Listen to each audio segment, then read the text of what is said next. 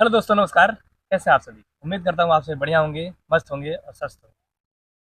सूर्य नमस्कार 12 आसनों के संगम से मिलकर बना एक ऐसा योगाभ्यास जो एक हमारे पूरे शरीर का पूर्ण व्यायाम कराता है। हमारे शरीर को हमेशा स्वस्थ और हेल्दी रखने में हमेशा सहायता करता है, हमारे शरीर को हमेशा स्वस्थ और हेल्दी रखता है। सूर्य नमस्कार 12 आसनों के संगम से मिलकर बना है, ये पूरी दुनिया जानती है। लेकिन इसमें मुख्यतः 7 योगाभ्यास होते हैं। 7 योगाभ्यास होते हैं, बाकी योगाभ्यास जो है 5 उनका रिपीटेशन किया जाता है। अगर आप उन 7 योगाभ्यासों को अच्छे तरीके से सीख लेते हैं, तो फिर आप सूर्य नमस्कार को एक परफेक्ट वे में अच्छे तरीके से परफॉर्म कर सकते हैं। चलिए, सबसे पहले तो मैं आपको बताता हूँ सूर्य नमस्कार के अभ्यास से क्या-क्या फ़ायदे होते हैं। फिर हम इसके प्रैक्टिस के बारे में जानेंगे और फिर कब आपको इसका अभ्यास करना है, इसके बारे में भी जानेंगे। वीडियो में एंड तक बने रहिएगा। चैनल पर अगर नए होंगे तो सब्सक्राइब कर बेल आइकन को प्रेस कर लीजिएगा। चलिए फिर बिना टाइम वेस्ट किए वीडियो को स्टार्ट करते हैं। हेलो दोस्तों, नमस्कार। मैं दीपक योगी स्वागत करता हूँ आप सभी का आपके अपने यूट्यूब चैनल पर। सूर्य नमस्कार के डेली के प्रैक्टिस से आपके बॉडी में फ्लेक्सिबिलिटी आती है। सूर्य नमस्कार अपने आप में पूर्ण व्यायाम है, तो इससे हमारे पूरे अंगों की एक बहुत अच्छी एक्सरसाइज होती है। ये आपकी मसल्स को ग्रो करता है, चयापचय क्रिया को ठीक रखता है, डाइजेशन को अच्छा बनाता है। साथ ही साथ आपको बेली फैट अगर कम करना है, साइड फैट कम करना है, पूरा ओवरऑल बॉडी में अगर कहीं भी फैट आपको बर्न करना है, तो बहुत ज़्यादा फायदेमंद है। जिनको वेट गेन करना है उन पे भी बहुत ज़्यादा फ़ायदा करता है, क्योंकि सूर्य नमस्कार के साथ अगर आप अपने डाइट को ऐसा रख रहे हैं वेट गेन करने वाली, क्योंकि वेट गेन करना या फिर वेट लॉस करना मेजर रोल प्ले आपकी डाइट का है, डाइट का खेल है। तो डाइट अच्छी रखेंगे तो वेट गेन होगा और डाइट पर कंट्रोल कर लेंगे तो आपका वेट लॉस होता है। या आपके किडनी, लीवर, हार्ट, लंग्स, सारे इंटरनल अंगों को हमेशा से स्वस्थ रखता है, जिससे आपको बीपी, थायराइड, जितनी भी आजकल समस्याएं चल रही हैं, शुगर, डायबिटीज, जितनी भी समस्याएं आई हैं इस टाइम, उन सारी चीज़ों से आप बच पाते हैं। अब चलिए बात करते हैं सूर्य नमस्कार किस टाइम करना चाहिए। तो जो लोग भी सूर्य नमस्कार पहली बार अभ्यास करने जा रहे हैं सूर्य नमस्कार, तो ध्यान रहे आप सूर्य नमस्कार का अभ्यास प्रातः काल में किया कीजिए। प्रातः काल में सूर्य नमस्कार के अभ्यास से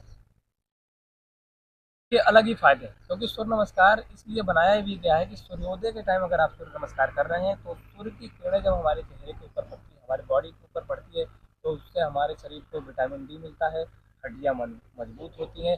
साथ ही साथ चमड़े से रिलेटेड, चर्म से रिलेटेड जितनी भी समस्याएं हैं वो दूर होती हैं, चेहरे पर एक अलग लेवल की चमक आती है। अब इसके अभ्यास के बारे में बात करेंगे, तो जो लोग भी पहली बार इसका अभ्यास करने जा रहे हैं, बिल्कुल बिगिनर है, जीवन में कभी भी इसका अभ्यास नहीं किए हैं, उनके लिए भी बहुत ज़्यादा फायदेमंद है। और जो लोग डेली इसका अभ्यास कर रहे हैं, अगर आप कहीं कुछ गलत भी कर रहे होंगे तो उसको भी आप इम्प्रूव कर सकते हैं। चलिए अब इसके अभ्यास को सीखते हैं, एक एक योगासन को और ब्रीदिंग को भी अच्छे तरीके से नोट कर लीजिएगा, ताकि आप अच्छे तरीके से इसको परफॉर्म करें और 100% लाभ आपको। अभी हमने जाना कि सूर्य नमस्कार 12 आसनों के संगम से मिलकर बना है, तो 12 आसन कौन कौन से हैं, चलिए अब उसको सीखते हैं। सूर्य नमस्कार का अभ्यास के लिए सबसे पहले आपको अपना मैट पर आगे की ओर आ जाना है, क्योंकि पूरी बॉडी धीरे धीरे पीछे जाएगी। एक एक योगाभ्यास को आप पीछे की ओर करते जाएंगे, तो सबसे पहले सबसे आगे आ जाए। सबसे पहले मैट पर सबसे आगे आकर ऐसे सावधान खड़े हो जाते हैं। दोनों हाथों को तरीके से लेकर आएंगे और मिलाएंगे। ये हो जाता है हमारा सूर्य नमस्कार का पहला योगासन, को बोलते हैं प्रणाम आसन। सबसे पहले एक एक आसनों के नाम जान लेते हैं, फिर मैं आपको ब्रीथिंग टेक्निक बताऊंगा। पहला प्रणाम आसन, दोनों हाथों को आप ऊपर की उठाएंगे, ये हो जाएगा हमारा उत्थान आसन। अपनी अपनी फ्लेक्सिबिलिटी के अकॉर्डिंग आपको अपने अपने बॉडी वेट के अकॉर्डिंग आपको अपने बॉडी को पीछे की ओर लेकर जाना है, तो ध्यान रखें। कई लोग ऐसे ऐसे टेढ़े मेढ़े आगे पीछे चले जाते हैं, जिससे गिर जाते हैं और चोट आ जाती है। तो आपको अपने कमर को बेल्ट बेल्ट करना है। कमर पर ज़्यादा अगर आप फोकस करेंगे तो आप अच्छे तरीके से कर पाओगे। कुछ लोग केवल पेट लेकर जाते हैं, तो उसका अभ्यास गलत हो जाता है और गिर जाते हैं, अभ्यास सही ढंग से नहीं कर पाते। कमर को थोड़ा सा बेंड करते हुए लेकर जाएंगे, दोनों हाथ पीछे अपनी फ्लेक्सिबिलिटी। दूसरा योगाभ्यास हो गया हमारा उत्थानासन। तीसरे में आपको आना है पादहस्तासन।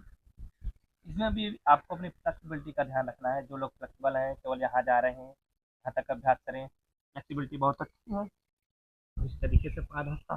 तीसरा हो गया। चौथे में आएंगे, उसका नाम है अश्व संचालन आसन। दाहिने पैर को दाहिने हाथ की हथेली के पास अंदर की तरफ, बाहर नहीं, बाहर ऐसे नहीं, अंदर की तरफ पैर, दाहिने पैर को पंजे को रखेंगे दाहिने हाथ की हथेली के पास। एक पैर, बाएं पैर को पीछे की ओर रखेंगे, पंजे को बाहर, अंगूठा मैट पर।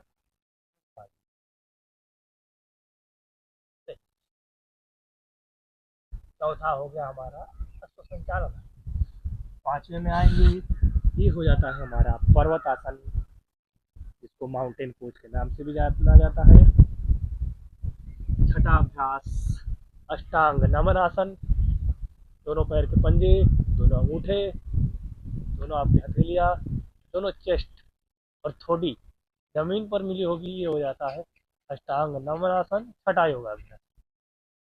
सातवें में आएंगे, दोनों पैर के पंजे बाहर, पूरी बॉडी ऊपर की स्ट्रेच। सातवां योगाभ्यास हो गया हमारा भुजंगासन। ये 7 मेन अभ्यास था। अब आपको रिपीटेशन करना है उन्हीं योगाभ्यासों के। आठवें में आएंगे पर्वतासन।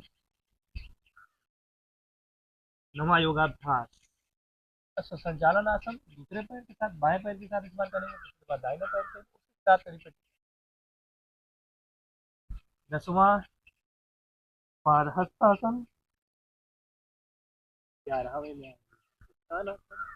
12वां प्रणामासन। ये रहे सूर्य नमस्कार के 12 योगासनों के नाम। सीखेंगे अब आगे ब्रीदिंग टेक्निक, कैसे आपको सूर्य नमस्कार के समय श्वासों को लेना है, श्वासों को छोड़ना है। सबसे पहले किसी भी योगाभ्यास को करने जब आप जाते हैं तो उसमें जब पीछे की ओर झुकते हैं तो श्वास को अंदर लेते हैं, और जब आगे की ओर झुका जाता है तो श्वासों को बाहर छोड़ना होता है। 99% केसेस में ऐसा ही फॉलो किया जाता है, तो इसमें भी हम यही फॉलो करेंगे। सबसे पहले आएंगे नॉर्मली प्रणाम आसन में। सबसे पहला जब हम दूसरे योगाभ्यास में पढ़ेंगे, यानी कि हस्तोत्थान आसन, इसमें आपको श्वासों को अंदर करना है, सांस बाहर छोड़ते हुए आगे की ओर झुकेंगे, आधस्तासन। इनहेल करेंगे, आ जाएंगे अश्व संचालन आसन। आपको अपनी सांसों को होल्ड रखना है। एक्सेल करेंगे, आ जाएंगे पर्वतासन। इनहेल, और अष्टांग नमन आसन में आपको अपनी श्वासों को नॉर्मल रखना है, यानी श्वास ले सकते हैं और छोड़ सकते हैं। एक लंबा श्वास खींचेंगे, गंगा, यहाँ अपनी श्वासों को होल्ड रखेंगे।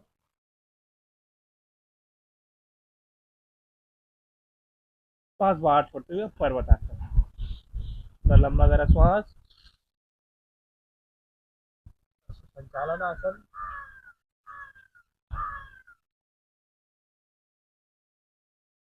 श्वास बाहर छोड़ते हुए आधस्तासन। नेक्स्ट एक लंबा गहरा श्वास अंदर भरेंगे, आ जाएंगे, श्वासों को बाहर छोड़ते हुए प्रणाम।